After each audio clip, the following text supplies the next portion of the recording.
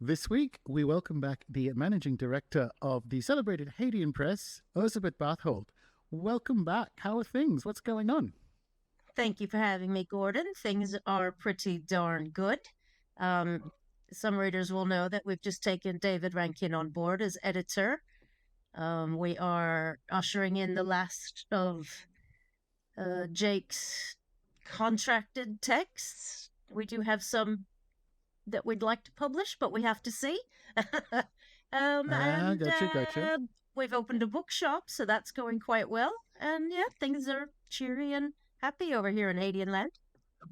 Lovely. Well, let's talk about the legendary Mr. Rankin first, because we were just chatting about that before hitting record. So, David, you announced in the spring newsletter, which came out a couple of days ago at the time of recording, that he's joining as editor. I think that's an excellent choice. Well done. Talk me through what we've got planned for that. Well, I like to keep the schedule full a year in advance. It's now almost full through the end of 2025. So, with all the business of running the business, my time for editing gets farther and farther away. So I thought, well, I need someone to come on and not only edit some stuff, but oversee the editing thing, because I still use my freelancers, Brian Johnson and Matt Morash. They will always be useful to Hadean. But David will help just manage the text because there's so many of them. Yeah, I mean, I think it's a great choice to have someone with that kind of eye. Always to have extra hands in the business, but a great choice to have. Well, he's got a lot of publishing experience. I think he worked for Scoop Books. He worked with Stephen Skinner with Golden Horde, Avalonia, of course. We all know him as a writer, but his knowledge of occult publishing is as extensive as his knowledge of magic. So I feel quite privileged. Nice one. And tell us about the bookstore. Tell us about, speaking of the publishing industry. Well, it is not an occult bookstore. It is science fiction, fantasy, and gaming, because I am and have been for a very long time a gamer. It's just a total nerd shop. So it's the forward facing, Hadean's got the office in the back and the upstairs of this premises and the cellars. But when we needed to move out of the previous location, the warehouse, and we looked at this building, and I thought, my God, I could have my bookshop dream in here. But I didn't want to have an occult bookshop because I didn't think the town I live in would.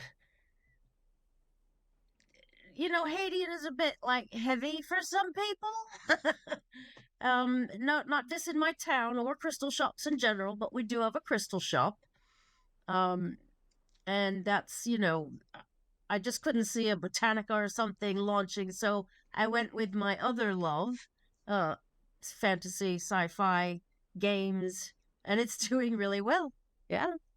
See, well, that's terribly good that it's, doing really well. But it's also appealing on a childish level that when I was a kid, I would want there to be a mysterious, magical, or occult publisher, like behind and above my science fiction story. Like it's the ultimate origin story that kids moving into magic will want, as well as being like the right-wing fever dream of Dungeons and Dragons turning people into Satanism.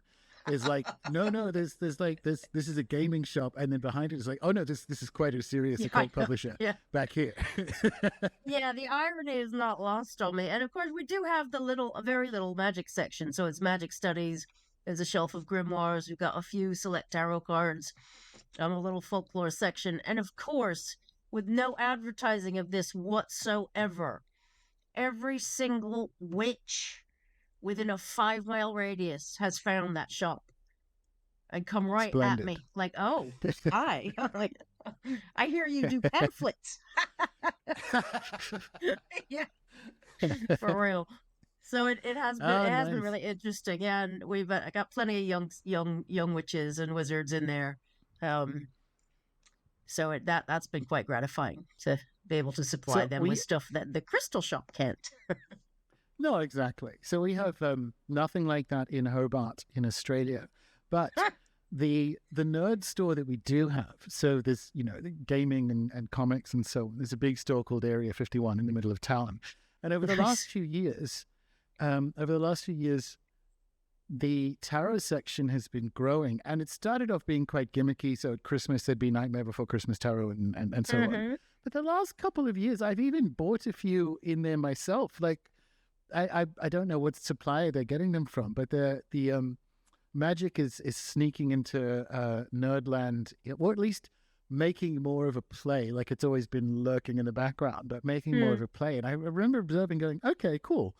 This is interesting to see that, like, proper practitioner tarot decks are showing up next to the glossy, art books about June 2 and all the rest of it. There are these tarot cards right there, and you're going, okay, fair enough.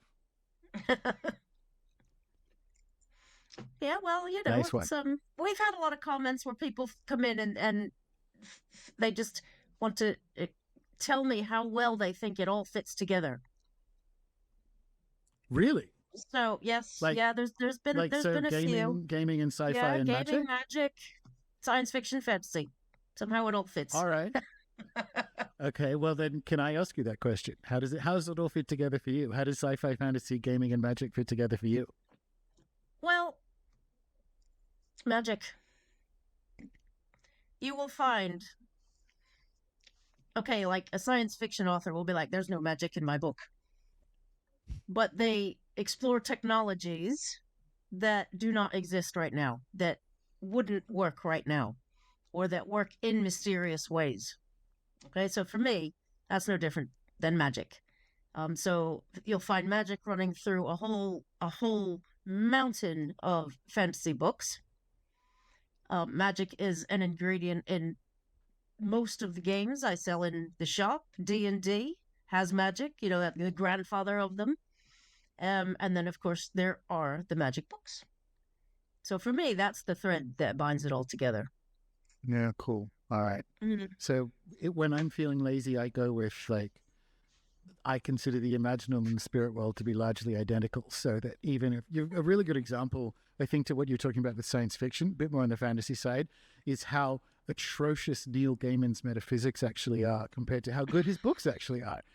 And he will go out of his way to say, "Oh no, I just make these ideas up in my head." I'm like, you can't be that dumb, Neil. I've read your books. Like, I think booksellers like yourself have, like, a role that is, like, critical to the health of the imaginal, to be the pusher of these books. But also, when you do get those questions, like, it's mostly correct for me to say that the imaginal and the spirit world are identical, which means there is something. It doesn't mean that, like, Gandalf is the same thing as Apollo, but it means that they're not completely separate. They're not completely different things. It's just the interface with that more than human world is with the imaginal, and that's where all the greats go to get their. Go to get my medicine, let alone their medicine. So, Ursula, Neil, whatever. Like, for me, and I think you made a good point there. So, some of the most important things perhaps I've learned about magic, I've learned from alleged fiction books,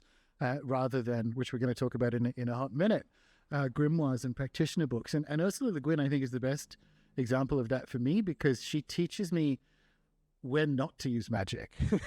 Right? If you get to the end of Earthsea, it's like, oh, hang on. Yeah. There's a grasping and fear of death and cowardice is too strong a word, but like an anti-Taoist grasping to the magic in Earthsea, which is the human use of magic in Earthsea. So Ursula teaches me when not to use magic, which is, you could make the case, one of the most important things you could learn when doing magic. Yeah, and it's not something that people tell you right away either, or like No. when if you're very young like I was and you're on your own, well, you're gonna do all the things you shouldn't do. Absolutely. Yeah. Well, yeah, because Jake would was say, the same for you. Jake would say that's part of the learning curve. You have to get your fingers burnt. You have do. to. You started as a teenager as well, didn't you? I was 11. Yeah. So when you I had to do a similar thing. First spell, 11. first Yeah. book. First book. And yeah, first spell shortly thereafter. It failed. Very cool. Yeah. Because I think about this often, because mine was 13 rather than 11. And so we kind of we had to learn magic and the errors of it at the same time as like adolescence and ultimately individuation. And it shortened some of those processes, I think, and lengthened some of the other ones. And for me, that was the Ursula medicine is you can stay in a state of suspended or postponed adolescence with magic, because you can end up angry and grasping and like oddly egoic, like famously Megasitis, that kind of thing. So I think about this often, actually, but like Jake says, you have to go through it. Like for me, the metaphor is almost like you have to run the tap, like a tap in an old house, and the water runs dirty for the first 90 seconds before it runs clear. There's something about that with magic where you just have to get all of that nonsense out and see how we go. Yeah. Nice one. Well, we mentioned Jake, and I was saying before we hit record, the next members course for Rune Soup is the next kind of like grimoire course. And what it's going to be mostly about is what I'm calling like the Greek inheritance into the grimoires. But because I learned so much of that from Jake, I called it in brackets the Jake edit. So it's like grimoires to bracket the Jake edit. Yeah. And the members voted on that overwhelmingly, whatever it was, about a month ago now. And I have the night school book, the double pre-ordered. And that announcement came out at the same time as the voting. And we were just talking beforehand. I utterly was not expecting it. I just pre-ordered it when the email came through, whenever that was. And like, it just showed up in the same week. And I'm like, that's a Jake week. It's good to know that well, maybe not, but it's good to know that he still retains that sense of humor is one of the words for it, but also like sense of drama, I think. Like the yes, it's still me, hello. And I like that. Yes, it absolutely is still him. I mean, that is one of the things about Cyprian's Offices of Spirits Night School too, is that even though, he's no longer with us, that was him all the way to the final edit. We had already discussed the cover design. We had already discussed the interior images. His very last email to me, 3 days before the stroke, was, "We're good to go." Without that, I would have really hesitated to put this out, even though I promised him I would get it out there. But, without Jake is so important to me that without his final okay, I would have really hesitated to release this. I appreciate that. I did not expect, or was not expected, because it is definitely him. It's not one of those books you hinted before that there's some other Jake material that's as yet unpublished that may ultimately end up in some form. But this is a Jake book, and I should have been, it's a Jake book, but I wasn't prepared to like hear his voice as I was reading it. Like, oh, this is the rhythm and cadence of his words, like opening the chapter with some spicy takes about what's going on online. Like, I was not, yeah. It was good, put it that way. It was good to be with his prose again, I think. Yes. Well, I couldn't, obviously, after he died, I couldn't even read it. It took me a few months to be able to open it up and start prepping it to be a book. It was hard. It was hard. I had a lot of support around me to help me get this book together. Yeah, cool. Well, we'll talk about that, but that brings up, I would like for you, if you would be interested, to share, you know what I mean when I say what Jake means to you? It's like that, but it's like, what do you think, like, what was Jake to you and what was Jake to the world, in your opinion? Well, first and foremost, to me, he was my friend. Dis, the other half of Hadean, he met Jake in the 80s. So this, Jake was old news to him. But when he and I got together, when Dis and I got together, he thunked the British Journal of Equinox, all 9 issues or whatever, down in front of me and said, read these. And I did, and my mind was blown. And I'm not one to like sit around pondering. I got right on the email and emailed Jake. And I know my first email to him, I was an absolute fangirl, like, but Jake was very kind, very gracious, and we developed a friendship. And I felt that happened before we talked ever about publishing, even though that didn't happen very long after. Magically, to me, Jake,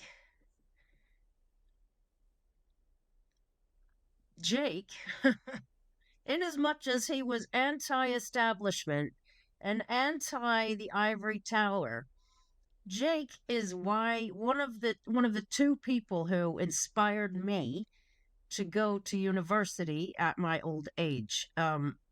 Jake pushed me toward academia, not deliberately, not intentionally. He had no idea. But it was because the things he was excavating, the ideas he was putting forth, I wanted to go so much deeper. Do you know what I mean? I really wanted to get into the nitty gritty and all the little stuff that lay people really don't have a lot of access to. And it deepened my practice and everything really about, it made me a better editor, it made me a better reader, and it absolutely deepened my practice. And I think I share that in common with many of the people who's had their work impacted by Jake's writings. As far as the bigger picture, I think Jake will certainly be remembered as one of the most influential voices of his time. But I feel like he's happier with the personal effect he's had on individual magicians and how they now approach their work. And I feel like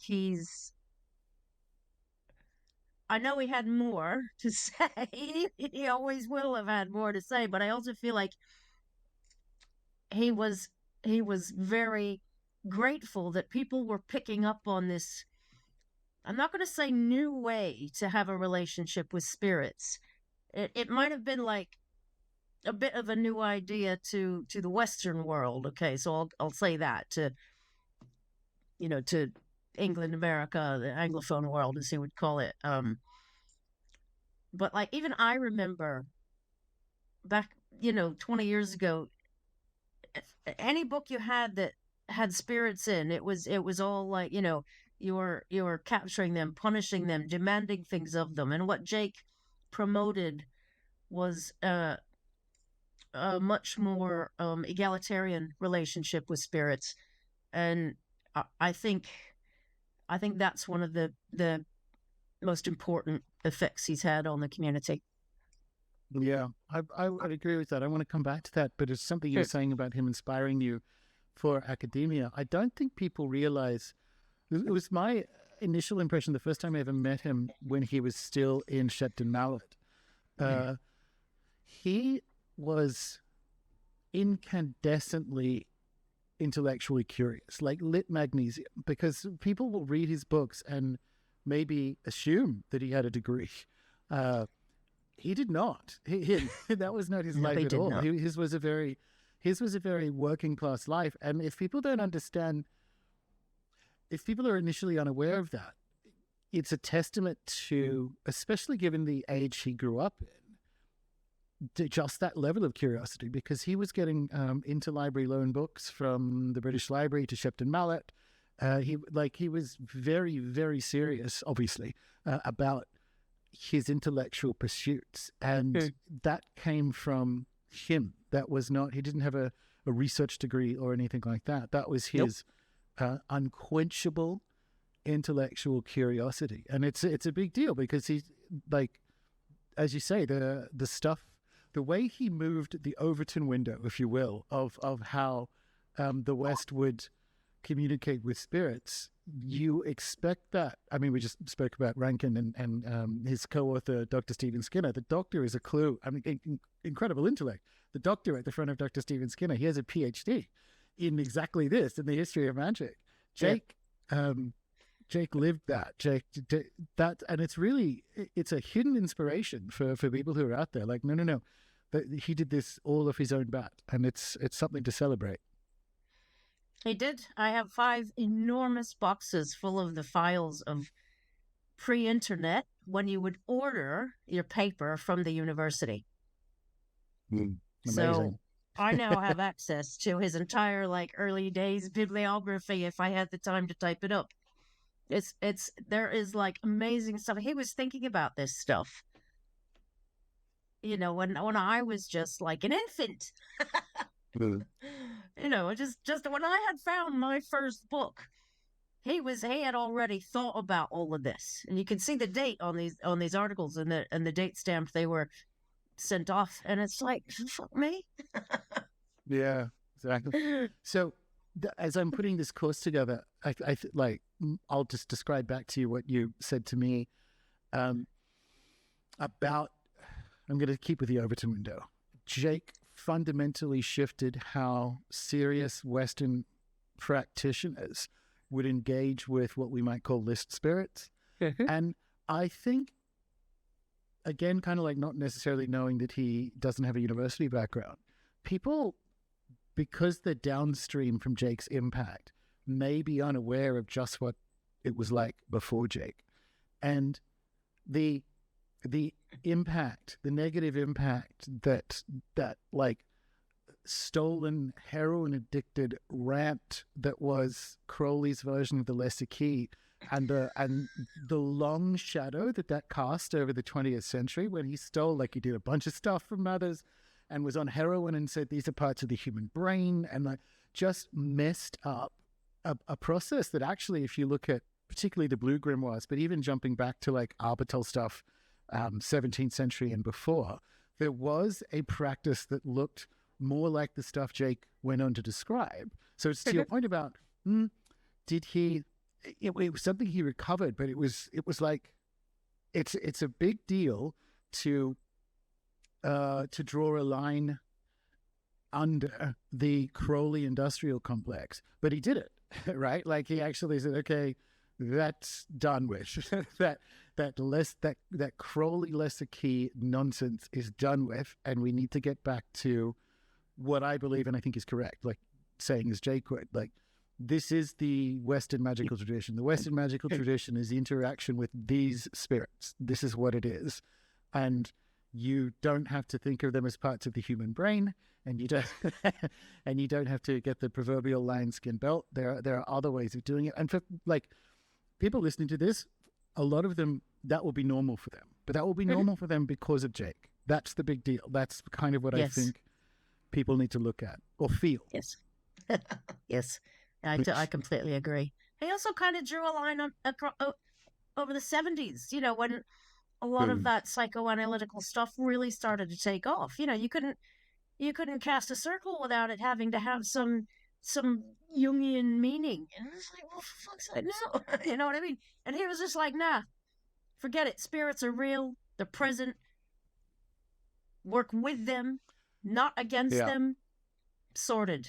And it was his message was really so simple. Although he wouldn't like that word message. He liked to think he was having an exploration and we were coming along for the ride, kind of thing. I mean, he did have a message, and he might not disagree with the use of that word. And it really was that, look, we have these tools at our disposal. Why are you doing it like that? Yeah. When you could have a much more rewarding experience if you did it like this. Simple. The 70s Jungian thing is interesting because in the last of the night school books, one of the other things that I certainly didn't associate with Jake every time it would come up, it would surprise me, which was actually his detailed knowledge of astrology. And like almost he would get to the practical applications of astrology before the like Hellenistic revival and Project Hindsight in the 90s. It was evident that Jake had been rather intensely kicking the tires on that, like through the 80s. Yes, he It's had. another one Yes. of those moments without the subsequent documents, but it was another area where his intellectual curiosity had shaved off some of the idiotic barnacles of the 70s perspective. Not all the 70s stuff was bad, but I know exactly what you mean about know exactly what you mean about yes, the back alley Jungian characterization. And to some extent, I think about if that hadn't have happened, we might have lost more magic because it was kind of a way for it to hide through the middle of the 20th century. But by the late 70s, it was time to put it away. Nice one. All right, so let's talk about the book. Let's talk about the latest one. Well, actually, both of them. Let's talk about the Night School series. And I don't know if I want to go first or if you want to go first, but I think I want to go first.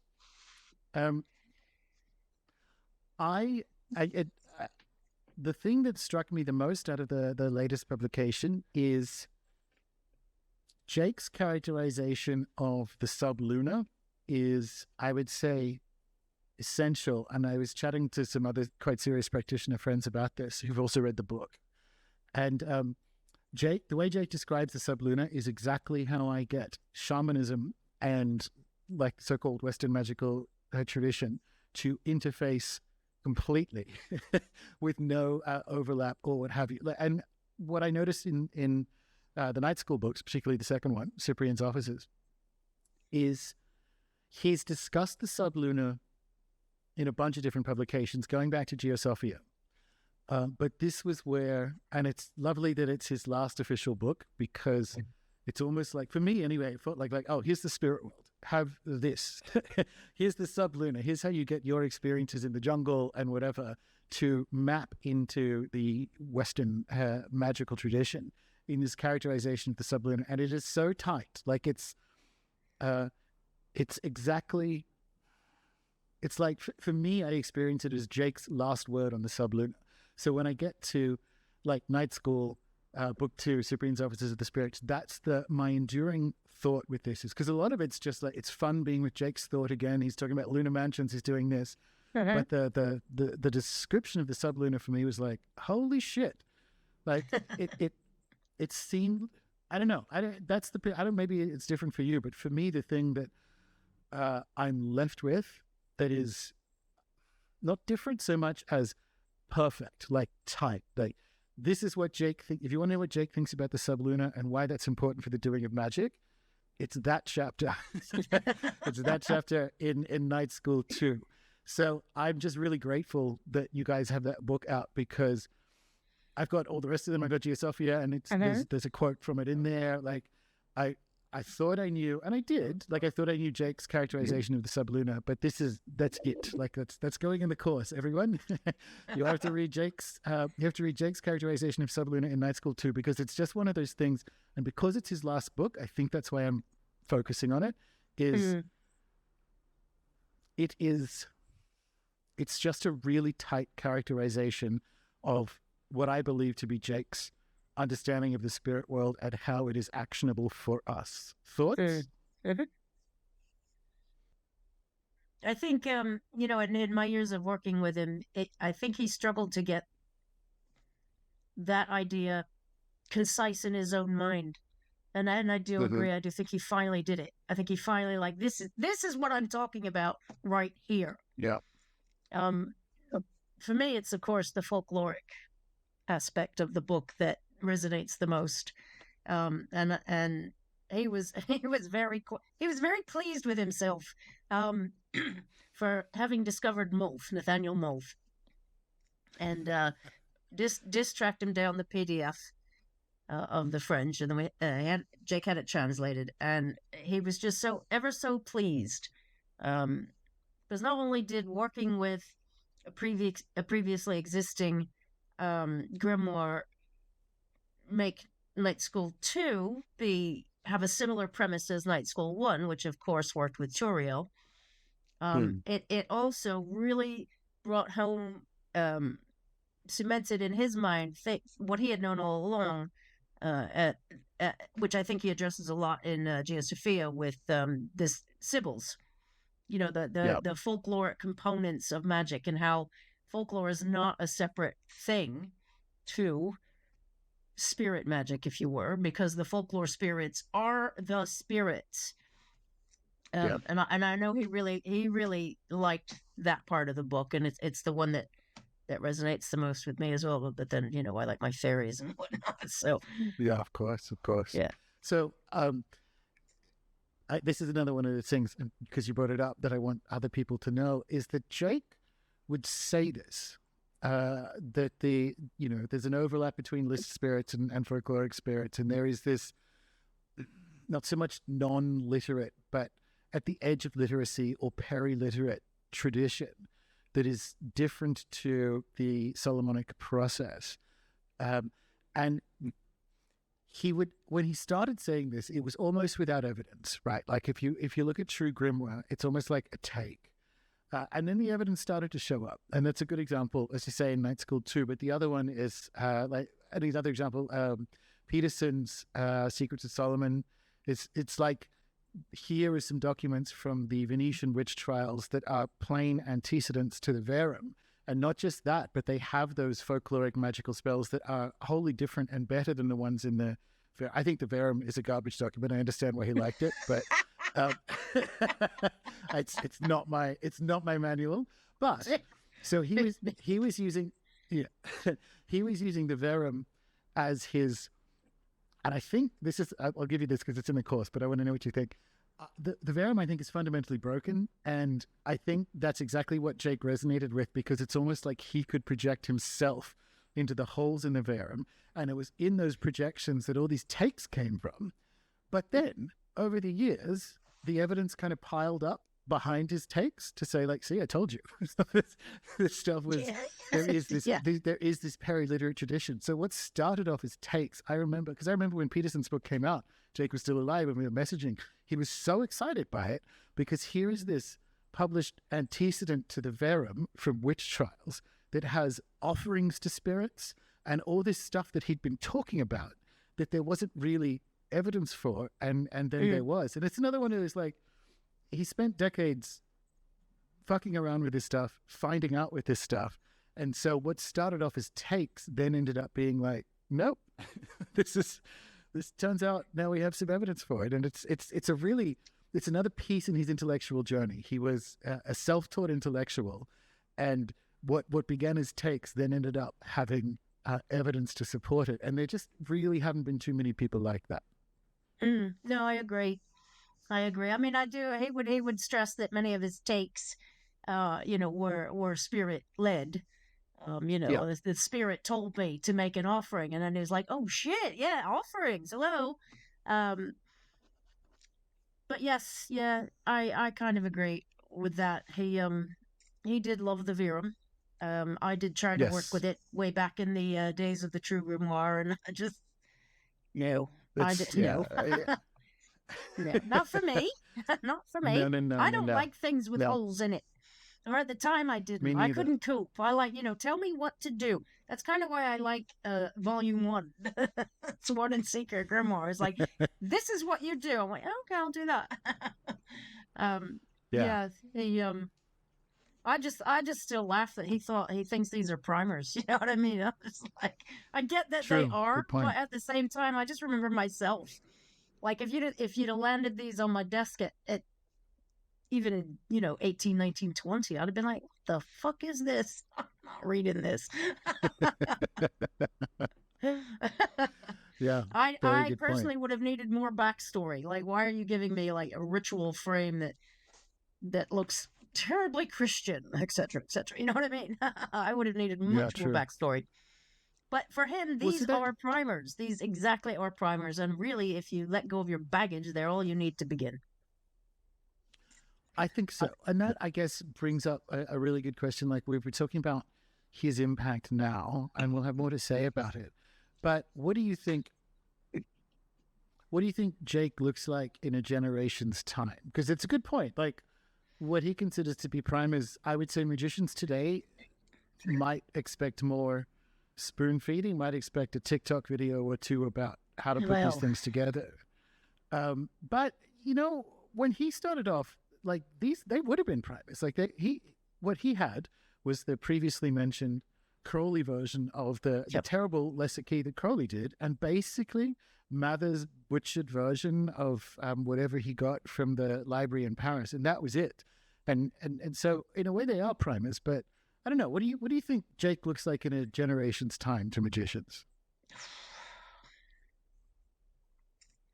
Well, whether he likes it or not, he's on the altars of many a people. He is now the elevated dead, and he's being worked with. But as far as it's really difficult. I couldn't have predicted TikTok. Where did that come from? And what are those people doing? It's really difficult to know what anything's going to look like in 10 years' time. I like to think that between myself and Scarlet Imprint keeping his books in production, that he'll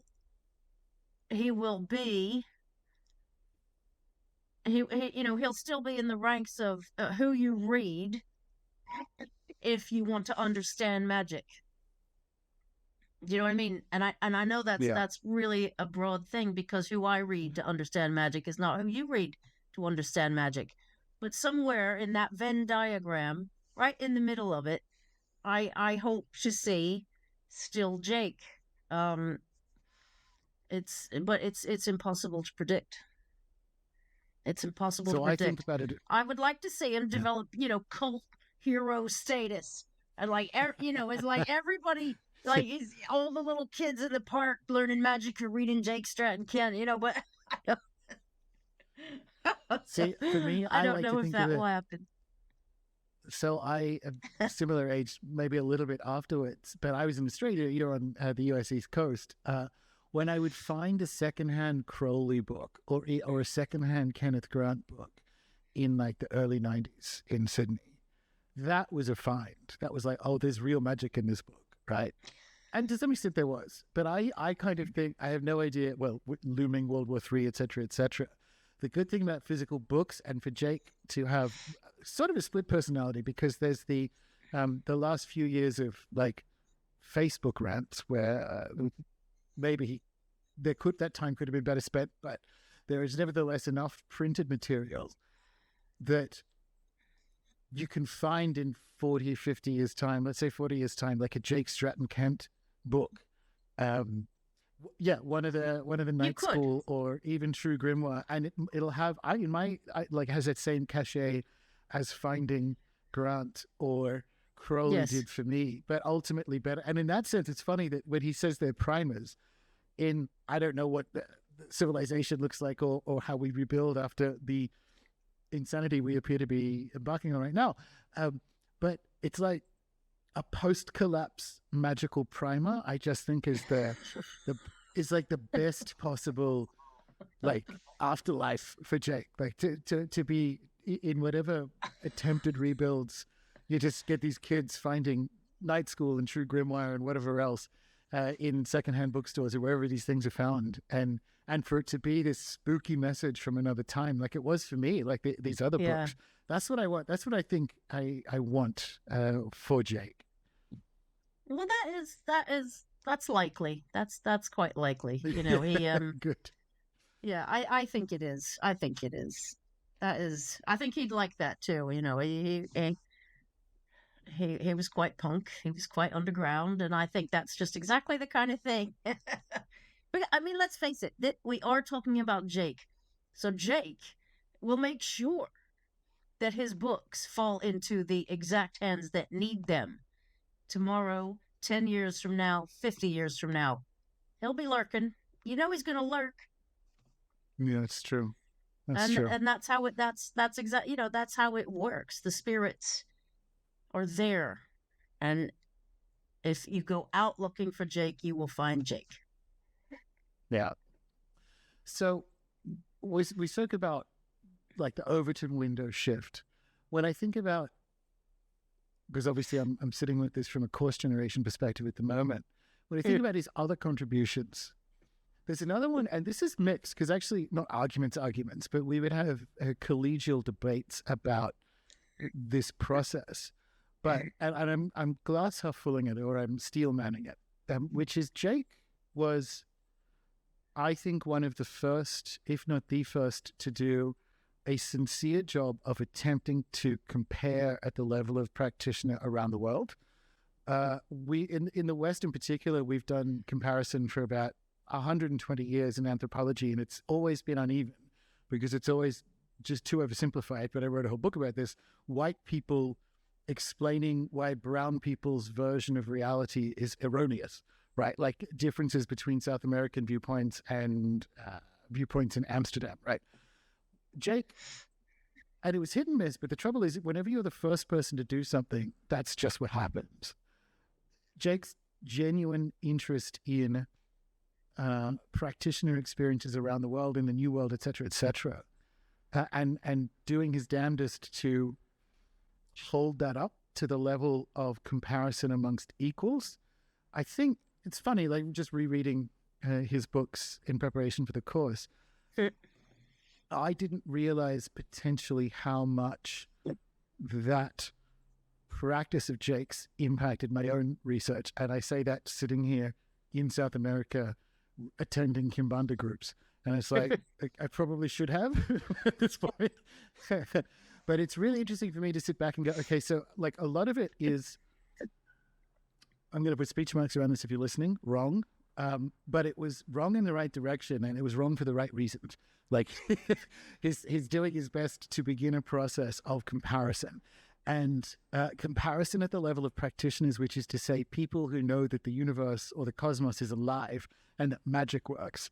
And that's a whole language of intellectual pursuit and curiosity that kind of just wasn't there before.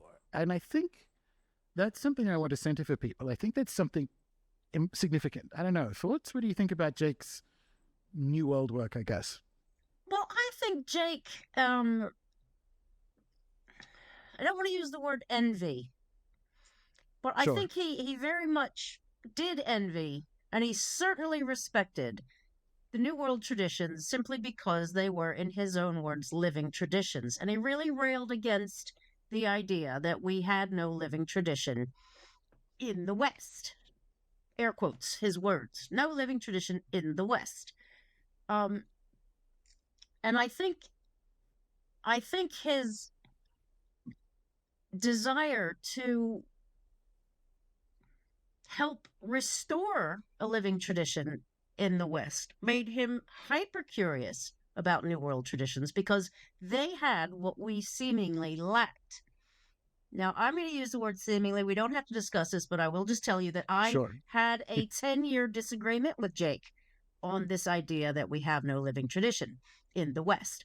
But that was his premise. And, a lot of his Yeah. work revolved around giving people the tools to have that, to restore that, to reinstate that, or to, create it. And so I think what also really fascinated him was the crossovers. So, like, the use of Saint Cyprian's books in South America and Brazil. I think that crossover is something he could really latch on to because, oh, hey, they're using the same spirits we use, the same books we use, etc. But I do feel that he is one of the first, at least, to approach these traditions without doing the whole white man thing of, you're doing it wrong. He was, oh, actually they're doing it right, we're doing it wrong. But he didn't that didn't give him any type of He didn't have any kind of attitude about that. He was just in all humility trying to learn how they did it, how had they kept it alive, why had they kept their traditions alive, and oh look, we have these things in common. Isn't that wonderful? That was his thing. Isn't this amazing? And that was it. There was no baggage attached with Jake. Yeah. When I would push him on it, I know what you mean. Like, these are intellectual games. Like, I certainly respected him and all the rest of it, of course.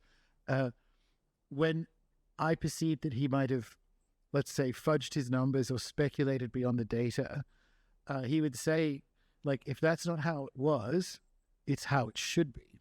And that's the key to understanding, which is just a great get out, by the way, Jake. Yeah. But like, that's the key to understanding what he was doing when he might have fudged his numbers. It's polemical. Like, he does want magic in the so-called West to be alive again in his characterization of it. And that's what the reach was for. And when you do this kind of work, your reach has to extend beyond your grasp, like it does. And in Jake's case, it did. And when you would call him on it, he would say something like, if that's not how it was, it's how it should be. Same thing looking back at archaic and ancient Greece. And because we'll do a bit of work on this in the course. Jake could see things that plainly have come down to us in what we might call a historical process, but that history can't see, because history has to rely on documents and evidence and physical evidence, which is only an uneasy fit for magic, right?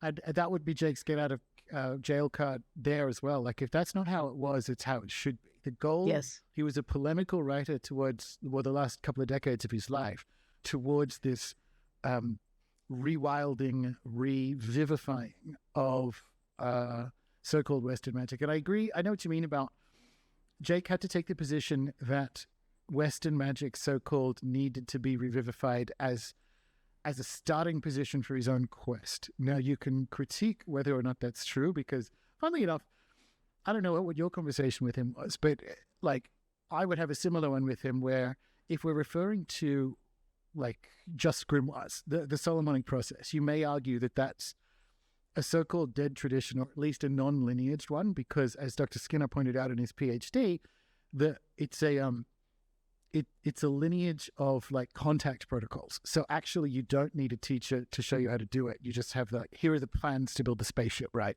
And in that sense, it's not a living tradition. But the stuff that Jake would have to, I guess, carve out to make that position is much more of the cunning traditions, much more of like the village healing traditions. And so Exactly. that was a bit like, yeah, I don't know if that's where you guys would have your... That's exactly Jake, where I sat with it. Yes, yes. I mean, the last time I saw Jake, we had a very loud and very hilarious and very drunken argument about this very thing. And I was banging on about the cunning folk, and he was banging on about something, and like, it ended in hilarity. I think it ended with me actually falling off the bench. You know what? I was that drunk and laughing so hard, I think I tipped backwards. It was phenomenal. It was a great night. Wonderful. But yes, and it's weird because he would have his cake and eat it too, because I'm thinking, I've literally just finished reading Geosophia, and he'll mention cunning traditions when it serves him, but then he'll also like just pick any Facebook rant and he'll pretend like the cunning traditions aren't there. Yeah. Well, that's what he always told me, that he refused to use footnotes, right? He flat out refused, because he wasn't playing that game. He hated the ivory tower. He hated elite intellectualism and all that. He's not going to put a footnote anywhere.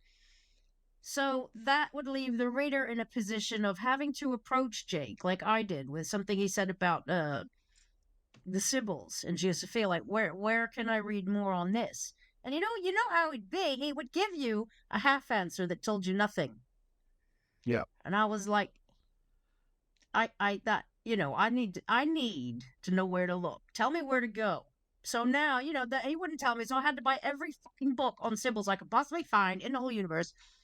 So this is why there are footnotes. They're not many, but there are footnotes in Cyprian's offices as well. I was like, Jake, I swear to God, At least for this manuscript that you're using, can we please just tell people where to find this? And he was like, all right. Good.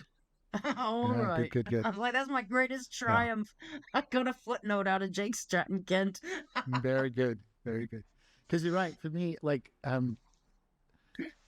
he would, again, I'm thinking just because I literally just finished rereading Geosophia.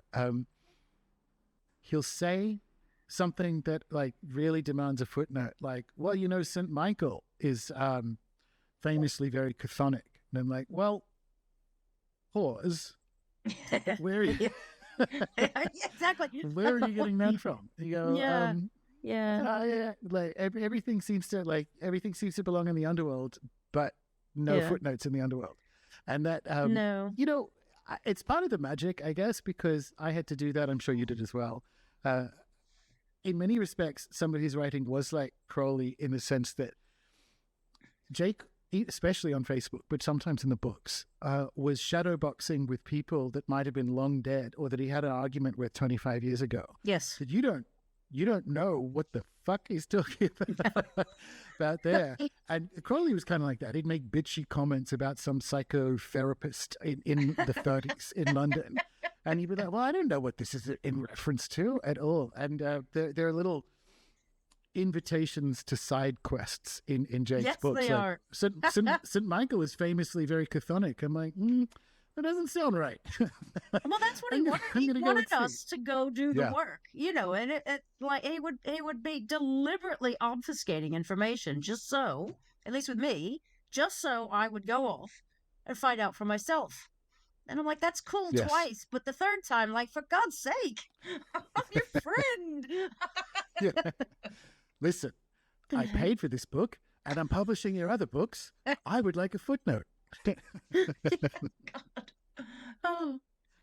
But I was very glad he allowed me to do that. And I thought, you know, I'm not going to get all crazy academic on you. I just want, you know, this French text here. Not everybody's going to know where it is. So let's tell people where it is and tell people where you got this bit and what this bit, you know, and it's like, it's just the minor, tiny little things. And he's like, all right. So I want to circle that back around and say, funnily enough, that's the ultimate primer, because that's what Crowley did for me. It's his books are a primer in the sense of like, okay, so I just got to the end of my first ever Jake book. I'm 10 months into doing magic. I maybe understood 30% of it. Like that 70% invitation to a quest is the actual primer. It's like, okay, cool. Go and read about Babylonian mythology now. Go and read about Hellenistic astrology. Go and find the stuff that's alive for you. And that's very difficult. I'm not even sure how much of that was intentional. Some of it was. Some of it's just, hopefully with a good book, you can encounter someone's mind or like a copy of their mind. And it's in that process that things like engaging with Jake can fire off certain neuron combinations, right? Like can make you realize, oh, I'm kind of interested in that. Like he just said something, or he just wrote something that sounds kind of interesting. I'm gonna pull on that thread. Yep. Yeah. So practitioner-wise, how is that when you look at your before Jake and after Jake days? Can you point to, you know, like stuff that you've learned or that's been incorporated into your own doings as a result of knowing Jake? The EQ has to be, that's where it started. You know, when I started reading the British Journal of Thelema, the first 9 issues that Jake had edited and had many articles in, most of which we redid as the Spake Magnus Dictus, because that was the pen name he used. It blew my mind, because my tiny backstory up to that point was, before I came to England, I had spent 5 years-ish on the reservation in South Dakota. And before that, I was in the OTO. So I was completely familiar with Crowley and all this writing. But then the spin that was put on it with in these journals was like, what is it? It was like I saw it all new again. So that was my first experience.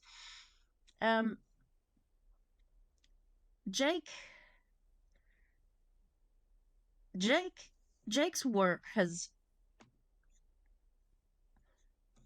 it, well, he kind of validated me, what I already believed, but kept to myself because I was up against, well, Crowley. You know what I mean? Hmm. And the people who did Solomonic magic and the people who did Enochian, and everybody was like, that's the wrong. You have the absolute wrong relationship to the spirits. Why haven't you done a banishing? Why haven't you done a cleansing? Why blah blah blah? So I just shut up about it all. Really, in the end, I did all that time on the res. I didn't talk to anybody about anything. Um, so he also he also showed me, and it not nothing he said, just everything he did, everything he wrote, just gave me a new approach to magic. It became magical again, if that makes sense. Yeah. You Because can I you mean, can I forget I when. had an amazing time in Thalasis camp at the time in Philadelphia. I loved it, but that magic was that when we were doing the actual OTO stuff, it was not for me. It was when we were messing Mhm. around doing other stuff that I had the best fun. Doing some candle magic or doing some tarot readings or whatever. That was the best for me. And I was like, I'd had it, man. I was just like, maybe this isn't for me. What? It was a bit of an identity crisis. You go to the res, you don't need to think about any of that. So I was like, then I come to England, and all of a sudden, boom, it's in your face. And yeah, it did. It made it magical again. Mm. That's a It took wonderful way time. of It took putting a it. bit of time, but yeah. Because the And he revivified my practice. well, because you can forget the OTO examples is germane, right? Because Crowley wants you to do this 19th century versions of yoga, and you've got to get the timing right, and you've got to do. It's like you just you're sucking the fun out of it. Like spirits are real, and you can forget that if you're going through a Yeah. very high Victorian structured process. But Yeah. Jake can remind you. As a matter of fact, spirits are real. Like at the Yeah. end of this process, however way you wish to engage with it, there is a spirit. There is something there. I like that. I think so. Yeah. I have a variant of that that's a bit tactical because I was renting in a share house in London when Jake and I were close, and he held my hand metaphorically through some off-book grimoire work, particularly with Astaroth, based on his wrangling with the Verum that I would never have done otherwise. That really, really, one, that's like my strongest spirit pact. But two, I would not have done that or that process, which opened up a whole range of other things for me. And it was Jake, like as you said, like he made you remember that magic is real. Like that was his kind of like Astaroth is a spirit. Presumably, she, if you're not a dick about it, will be okay with the fact that you're in a share house in West London and not Boleskine House. Yeah. Yeah. And he was right. He was. You actually like, don't be a dick about it. I think is maybe Jake's one rule. Like, do you know what I mean? Like one rule is a spirit contact. It's like, take it seriously. Don't be a dick about it. Don't be flippant. But you don't need Boleskine House. Yeah. No. Yeah, that's what it was. It was that you could do this magic, this Crowleyanic-ish sort of stuff with this whole new framework. It just changed my whole approach to it. It was no longer dry, fusty, sort of like I don't want to know Hebrew. I don't resonate with it. I failed to grasp why it was necessary for what we were doing. All these years later, I understand the historiosity of it and everything, and that's cool. That has situated it somewhere good for me, but I still don't. I don't feel that I need to be mucking around with the tree of life. But Jake had the two trees, and not Jake. I'll say Jake, but obviously there's a whole host of people involved in EQ back in the day, starting with Jim Lees, and we have Kath Thompson and Trevor and a whole host. But we are talking about Jake, so I'm just covering my bum And for people listening, EQ is English. Yeah, EQ is English Qaballa, and it was one of the things that it's in night school too. Like references to yes, Hewitt's how to say this right. Jake was fiercely defensive of English Qaballa, EQ, and when Kat's book came out, and he begged me, he implored me to give it a go, and I did, and all right, there was definitely something to it. I think his defensiveness, I think, is to some extent justified, because I'll get your opinion on what, like, as a post Thelemite, what you think's actually going on with English Qaballa, because I kind of go down speaking of Jung, a synchronicitous, almost Robert Anton Wilson angle, where inarguably, however low opinion I have of Crowley, the Book of the Law is a mysterious, revealed magical text. There are hundreds of them around the world, and that's one of them, right? Consequently, documents like that have unusual relationships to reality, and can do things like generate bizarre synchronicities. And I think that's my take about what's going on with English Qaballa, and why, because Jake said, when he was imploring me to do it, he's like, no, this is really good. I'm like, Jake, I don't give a fuck about the Book of the Law of Crowley. He's like, no, try it. And I'll be damned if if it didn't yield some highly unusual results. So what do you think now, where you are in your magical career, is going on with EQ? Well, I'm not entirely post-Thelemic, for one thing. I am still a dues-paying, current member of the OTO. Cool. For reasons. I obviously have my own opinions. When I started working with EQ, it was on a very basic level. So my husband had a little program called the War Engine, and essentially you type in a word or a phrase that has meaning to you, and it calculated that and told you which word or phrase in the Book of the Law that equaled to. And the results I was getting, this is the the way in. The results I was getting at the time were unbelievably uncanny, right? Like, and I'm a sort of dubious magician, you know what I mean? I'm like, I'm not sure about that. I really enjoyed academia, because I got to get my I'm not sure about that groove on, really critical. And there was definitely something going on. The Book of the Law and the Book of Lies are like the two Crowleyanic texts that I love the most, or love at all. There is definitely, I feel, something in the Book of the Law. Sure. There is something in there, just as with any other received text, holy text. And they each have their own vibe, I'll call it. And it has a distinct vibe. And I think, I'm not going to say that the EQ is the one solution to the puzzle. Okay, I will never say that. But it is a very compelling answer to the puzzle. Mm-hmm. And I believe that there is really something at work there that, we call it magic because we can't really explain it. I can't really explain what's going on in the Book of the Law. I can't really explain why EQ works the way it does. It gets into your life, though. Even it does. It really gets into your life. And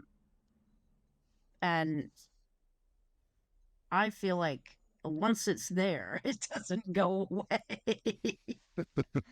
And it has become a very valuable tool to me. It's where it's in the British Journal of Thelema that I really began to take to heart the importance of ritual timing.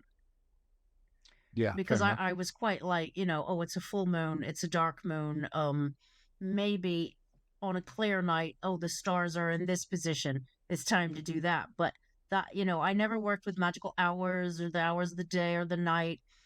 And working with EQ gave me a whole new appreciation for those kinds of things.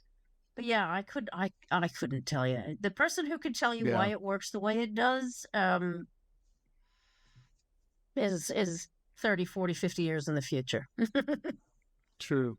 Because it's, the way you're describing that, I think when you get a tarot result that works, it's funny, right? Like when something happens that matches your tarot cards, you're like, oh shit, this is that Two of Swords moment from yesterday. And it's funny. Like, haha, like EQ is almost creepy. It's like, how did you? it's not a funny sync like with when tarot works. It's like and not in a like a repulsive way, but just like, what the fuck? How does that like ew? And that's very compelling. Do you know what I mean? Yeah. It's I had some real moments. I had some real moments, and I find when people get well into it. You'll I don't know if this happened to you, but a lot of people I've spoken to since the first month, their head gets completely mangled. Just mangled. Like, because it works so well. Because what they're getting out of it is working so well for them. They're just like, holy shit, what's happening here? Just I was off, man. The diagrams I drew, mathematical diagrams, not geometries, like absolutely insane. I made the terrible mistake of also reading Valis for the first time by PKD, exactly when I found EQ. So I was literally gone for like 3 months. Wow.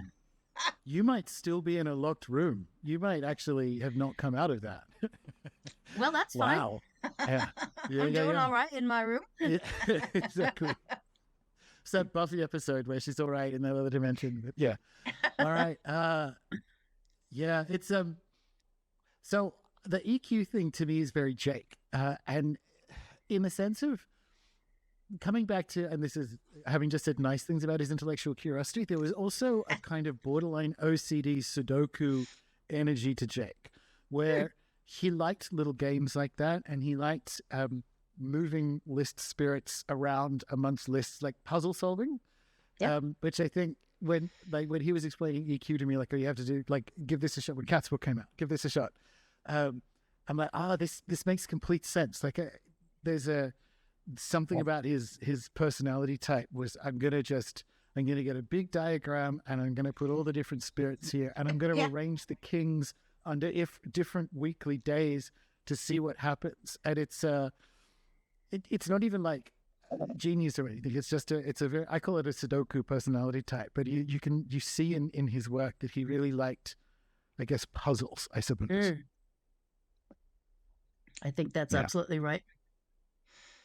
And EQ is really just designed for people like that. Absolutely. Well, because so when we're talking about Jose Leitau's work before we hit record, but I forget which book had the first explication of Cyprianic cartomancy.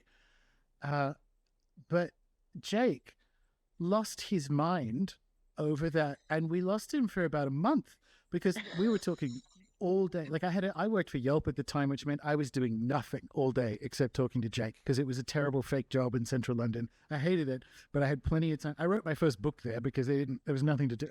So I've been talking to Jake all day, and there was this whole month where he just vanished. And he'd pop up once a day going like, have you tried this cartomancy thing yet?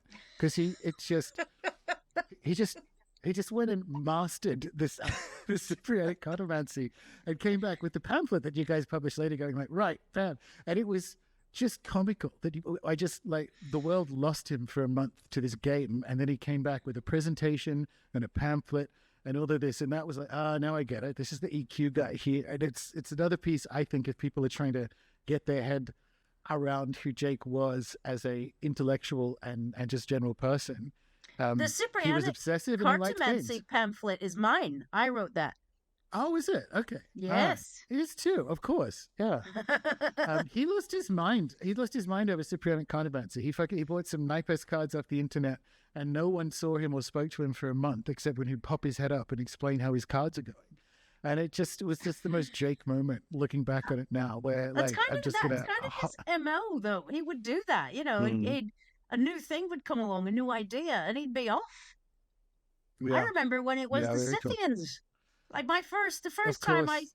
spent actual real time with Jake. Not the first time I met him, but after that we uh, stayed with Jake and Misha down in Bristol for a weekend. And Jake was completely off his face all night talking about the Scythians. And for the whole next month, that's all he would talk about. And I think this was him um getting his ideas, like Misha said this, it was getting his ideas together for Geosophia. It was coming in. Do you know what I mean? Yeah. And that's where he was that weekend and that month, and then the next month it was something else. But yeah, sometimes he would just drop out, and he'd be like, "Well, that's what you want your mages to do, don't you? You want them to have a Yeah. journey into As the long as, underworld and then come back and tell yeah. us all about it." Yeah. As long as they come back with the goods. As long as And they I come have to back. say, yeah, I mean, he did it again. He literally surprised me just to like land the plane back on Night School, particularly Night School 2, which, as I said, I pre-ordered it, but it's, I'm not in Tasmania and neither is it yet. So I was, you very, very kindly let me look at a digital version while I was here. And it was just so nice being back with his prose. Like I said at the beginning, like, it's like he did return from the underworld. Like, oh shit, like I can hear him in this book. And it's not just he returned from the underworld. For me, like I was saying, the characterization of the sublunar. So like he returned from the underworld with his exact map of what he thinks the spirit world is. And it's just like a really nice, like posthumous, here's, hopefully there'll be more, but like here's the last complete book of Jake. And I just want to say thank you. I just want to say thank you. It was real. It was touching to be with his insights again. Yeah, it was a moment releasing that. Yeah, it's going to be a moment when the box set comes. Yeah. The one thing I do And have what here, actually, the one thing I go do on. have here, and um, thanks to Misha, I have Jake's one big work of fiction. And I have Oh it in a wow. folder scribbled on loads of little numbered notes with little drawings and all this other stuff. And it is my hope to one day compile those notes. Because the book's written, I've been through it, it's written, it's in bits, like one note's here and one note's there, but it's there. It could be put together, edited, and it's called The Black Templar, and it is as mind-boggling as you'd expect from our Jake. Wonderful. Wonderful.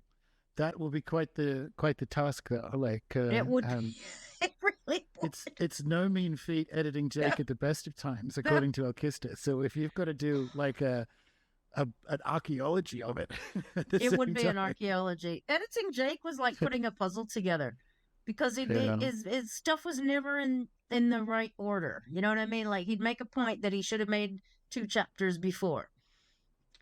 Or his intro would actually know this is the summary, Jake. Put that at the end. Yeah. That's true. That's true. But he was always very, very gracious, and I'm sure Alkistis would say the same. He was always very gracious about his edits. He some authors really rail against being edited, and he never was like that. He was always grateful for the help. Yeah, absolutely. And we're grateful as readers that you guys have done it. So, and particularly, like I said, well done. I'm very much looking forward to having the physical copy to complete my my Jake library down on the farm. And it was. Thank you. Yeah, I was always going to buy it, obviously, but take this the nice way it's intended. I wasn't expecting it to be as valuable as it was, because like, what else does Jake have to say? I was wrong. It's actually there's new Jake stuff in there, and I'm like, yeah, fair enough. I should not have underestimated him. So congratulations on the work, and for people who want to grab whichever copies are still available or still going. Like which ones are available? What should they get? Right now we have the paperback, obviously the what I call the standard hardcover. So that would be the hardcover that if you got lucky and got the first one, it matches. But that's limited to 500 copies, and then we have a very few copies of the boxed set, which includes both 1 and 2 in a slipcase. They will be numbered, so whilst they are allegedly reaching me now in mid-May, I then have to number them, but I will, of course, send out the mailing list once I have them with pictures, so people know what they're getting, and give everyone another update.